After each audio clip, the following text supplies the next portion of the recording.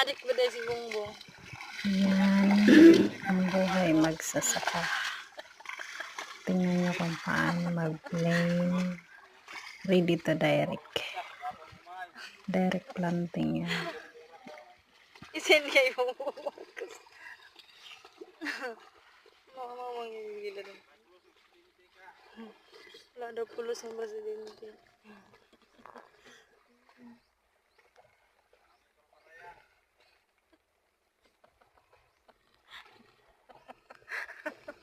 Nami daw po parayan si Bongbong Marcos. Kapoy daw kayo magtrabaho niya. Pating baratuwa sa humay. Pating mahalas bugas.